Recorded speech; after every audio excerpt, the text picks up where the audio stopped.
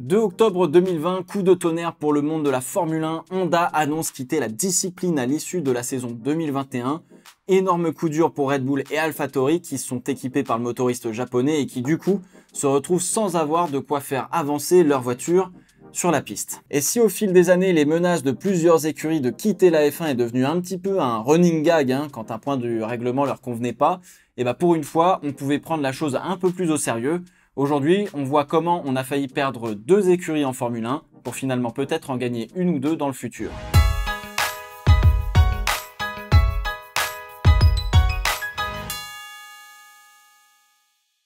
Honda quitte donc la F1 à la fin de l'année 2021. J'avais déjà fait une première vidéo sur le sujet, mais on va reprendre tout à zéro pour qu'on se mette tous bien à la bonne page. Honda quitte la F1 non pas sur un manque de résultats, mais pour se tourner vers le futur. Et on peut plutôt les croire sur ce point. Après avoir renoué avec la victoire avec Red Bull et AlphaTauri, le chemin parcouru depuis le GP2 Engine est colossal et mérite toutes les félicitations. Honda veut donc se tourner vers le futur, développer de nouvelles technologies pour équiper ses voitures de route.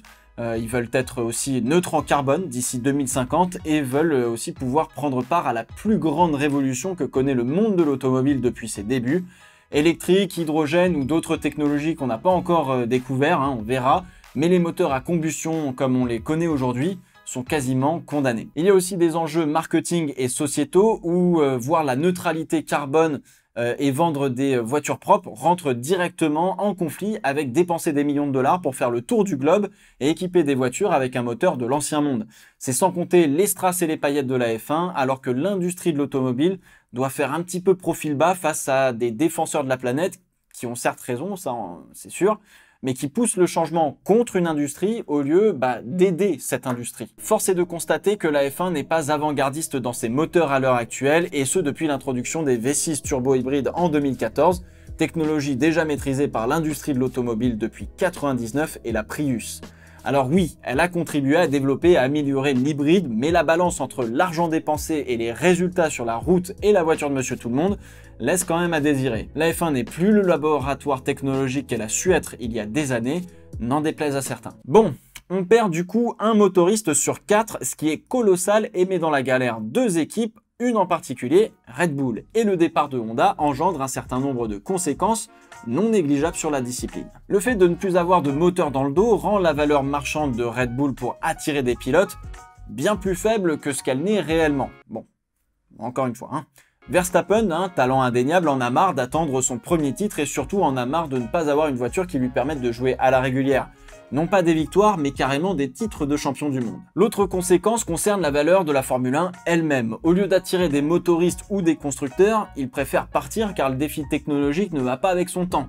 Qui plus est, la dernière équipe à être entrée dans le sport est sur les rotules et arrive à survivre grâce à un oligarque russe. Donc se retrouver à 16 voitures au lieu de 20 ferait drastiquement baisser le prix que peut demander la Formule 1 pour vendre ses droits de télévision et son plateau au Grand Prix qui l'accueille. Pas spécialement la meilleure publicité pour attirer de nouveaux constructeurs. Donc d'un point de vue strictement commercial et politique, la F1 c'est pas vraiment la joie, quand bien même on est sorti d'une très belle saison 2020 en déjouant la pandémie mondiale. Et justement, depuis quelques temps maintenant, la F1 c'est répondre, et c'est ce qui est en train de se jouer en ce moment même avec le départ de Honda. Le départ de Honda propose à Red Bull 3 choix. Le premier serait de s'équiper chez un motoriste déjà présent en F1. Mercedes, même s'il pourrait être d'accord, n'aurait pas l'aval de la FIA car ils équipent déjà 3 écuries en plus de la leur, alors que l'on tente de répartir de manière plus équitable les motoristes entre les équipes. Ferrari n'est pas spécialement chaud à cette idée et fin 2020, c'était peut-être pas la bonne option pour tenter de gagner vu le moteur que c'était. Renault,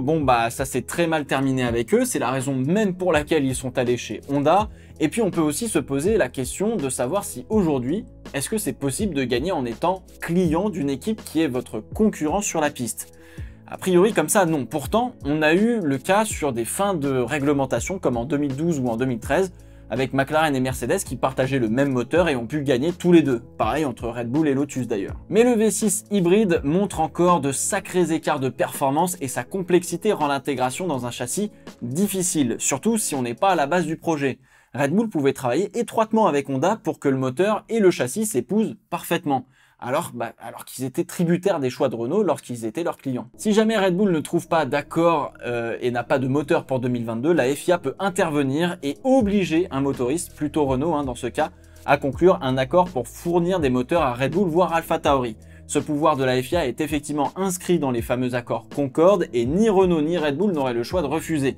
C'est de loin l'option que ne veut pas Red Bull, hein, vous vous en doutez. La deuxième option pourrait être de faire appel à un motoriste extérieur à la F1 et intéressé par la catégorie pour s'y lancer avec une très bonne écurie indépendante. Alors oui, mais le V6 hybride ne se développe pas en 2 semaines et ne coûte pas 50 € en recherche et développement. Mercedes a dépensé au total pas loin d'1,5 milliard de dollars pour la recherche et le développement de ce moteur depuis le début.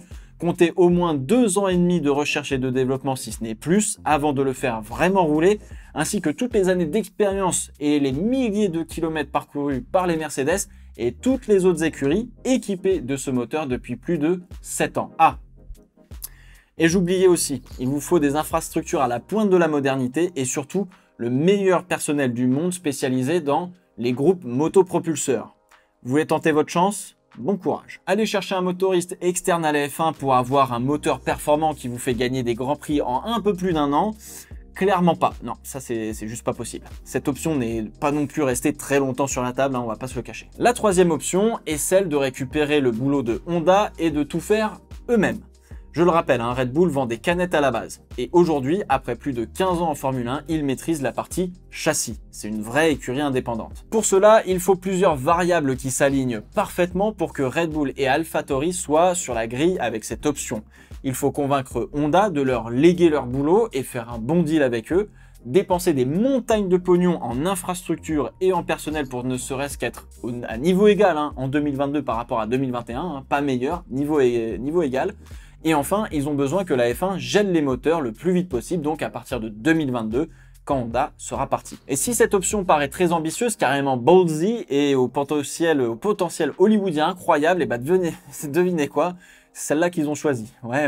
Red Bull s'attaque donc à un chantier colossal de devenir totalement indépendant en Formule 1 et de ne dépendre que d'elle-même. Red Bull a donc créé une nouvelle entreprise, Red Bull Powertrains, qui fabriquera les moteurs sur les plans du Honda qu'ils ont actuellement pour équiper leurs 2 écuries dans le futur, Red Bull et AlphaTauri à partir de 2022. Red Bull va reprendre les infrastructures de Honda, donc les petites infrastructures de Honda en Grande-Bretagne, mais va surtout en construire de nouvelles pour étendre ses usines afin de pouvoir fabriquer ce moteur.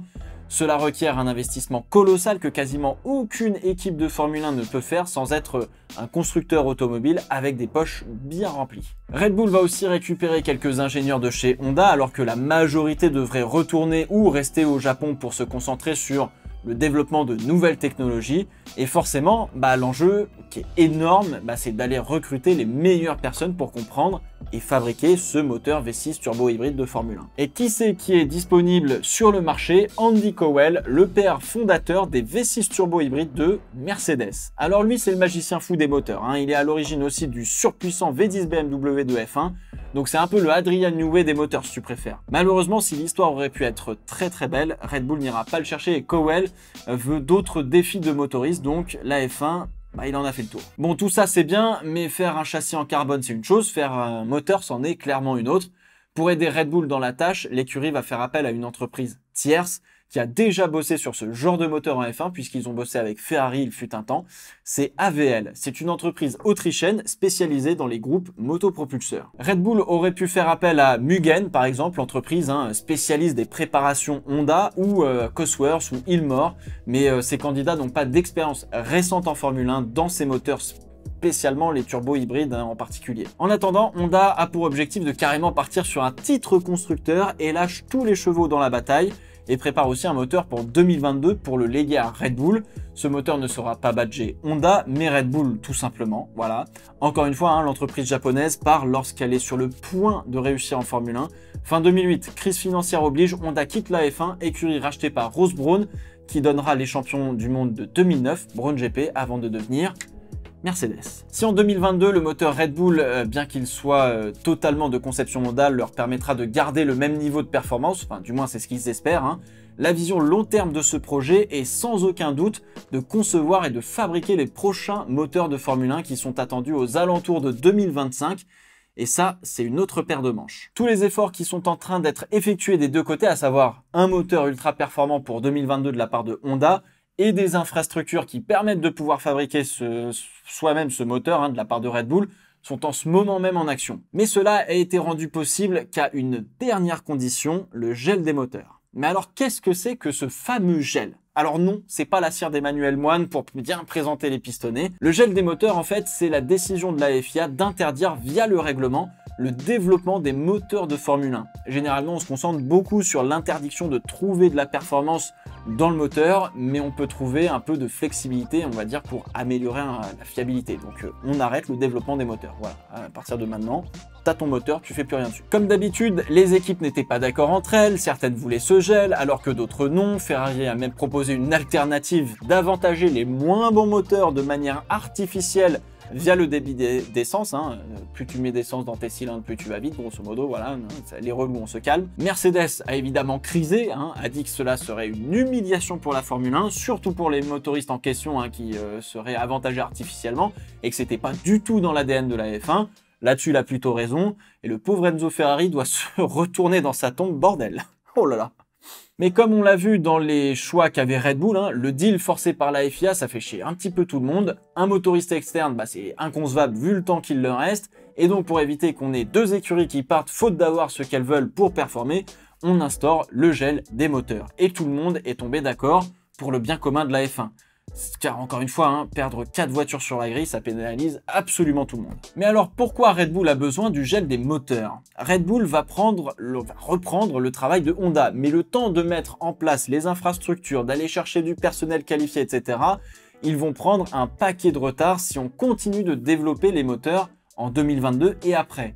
Et leurs concurrents, ils vont pas gêner pour le développer. Là, Red Bull est dans l'objectif 2022 de retrouver un niveau de performance similaire à ce que Honda va leur donner fin 2021, et non pas d'être meilleurs que ce qu'ils étaient.